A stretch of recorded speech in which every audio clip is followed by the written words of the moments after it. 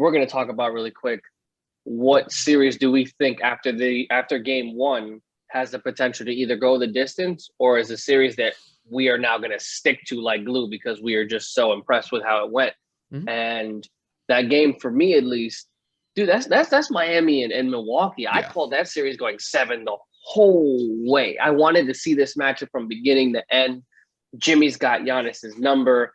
Chris Middleton is always disrespected as the Robin to Giannis's Batman, and Mhm. I think that game gave us everything we needed to see and then some. Because man, that went to the wire. Jimmy Butler hits a tying bucket as time expires to put them into overtime. Questionable referee calling towards the end of that game to give Milwaukee the advantage, but at the end of the day, Chris got to hit a tough shot for them to win it. And I think that's exactly how the rest of the series is going to go. I really do. Jimmy Butler was what? What did you say earlier? I think 4 of 20, 422. Yeah, he shot 422 from the field. That just cannot happen for them. You know what I'm saying? Jimmy had probably the worst postseason night of his career. I'm not quoting that. I'm saying probably. I said I think. And they were still 2 points away from tying that game, and obviously 3 points away from winning it. So I mean, Kyle, what do you see the series going, and why? Why do you think that? Well, I originally picked the Bucks to win in 6, but based off of this game, I think that this series has the potential to go 7 games. The last couple of years that they've been in these playoff games, they've been in some big playoff series. And they haven't lived up to the expectations that a lot of people set out for them. They made it to the Eastern Conference Finals against the Toronto Raptors a couple of years ago, and they ended up losing in 6 games.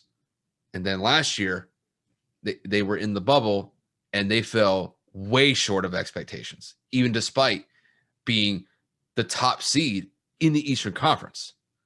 I believe they lost the series in 5. They lost in 5 games last year, and they damn near got swept.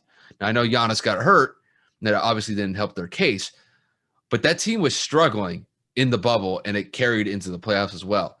So I think they're going to have to use those past failures as fuel to propel them past Miami. And I know Miami really kind of did a number on them last year. So I think they're going to use this redemption as fuel to try to get past Miami in this series.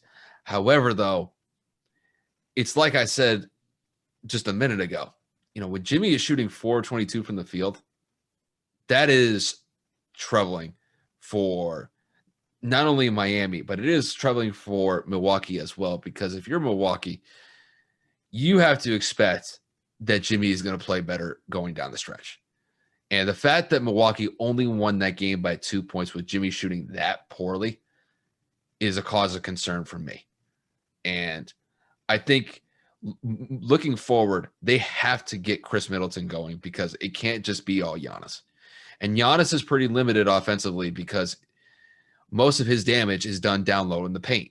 He's not really that good of a jump shooter.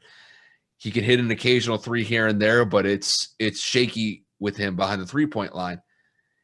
So if you're Milwaukee, you got to get other guys involved. You got to get good contributions from Drew Holiday, DiVincenzo, even Lopez. So these guys are going to have to step up and really kind of make their mark in this series if they want to get past Miami. And if you're Miami, I think Miami is basically thinking it was like, well, we didn't necessarily play our best game against Milwaukee, but we only lost by 2 points.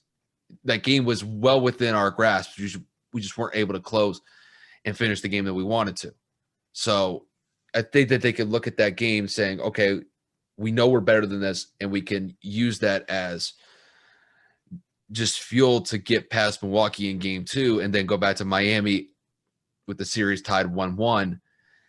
And then you got 2 games of Miami could potentially go up 3-1, or you could split it and go back to Milwaukee 2-2. But I think looking at this series, I think this is going to be the most tightly contested series out of all of them. Yeah, I mean, so we did mention that Miami didn't play, or should I say, Jimmy didn't play the best game to his ability. And I'm looking here, Milwaukee's just their stat box here, and they were 5 of 31 from the 3-point line. They shot under 20%. They shot 16% from three, and they shot 60% from the free throw line. They shot 20 of 33. So Mhm. Milwaukee left a lot of points out there too. Granted, like we said, Jimmy had a bad game, and who else were we just talking about? Bam didn't have a great game either. Tyler Hero Bam had was a 4 bad of game. 15. Yeah, so I mean, both teams didn't play up to par, but the difference was Milwaukee superstars came to play. Giannis had 26 and 18. Chris Middleton had 27, 7 and 7, or 27, 6 and 6. Excuse me, I was off by one. So I mean, can the supporting cast of Milwaukee back up the brilliant star-studded offense of the five starters on the floor? Because other than DiVincenzo, everybody had over 15 points. You had Drew Holiday at 20, you had Brooke at 18, and I had already stated 26 and 27 from the two superstars. So Milwaukee played a relatively good game as well. So, both of them left points on the board. Both of them have room for improvement. And like you said, not to reiterate, but I'm so excited for this series, and it's the series that I predicted when no one listened to me, including Kyle, that this would go 7. And this is going to be an exciting blow for blow. They have history from last season. They got bad blood, and this is going to be exciting, man. I'm super pumped. I hope Miami ends up taking this because it just goes to show, man. Jimmy Butler is that dude, and Jimmy Butler's a hustler. I love his playing style. And I sure shit love his mentality.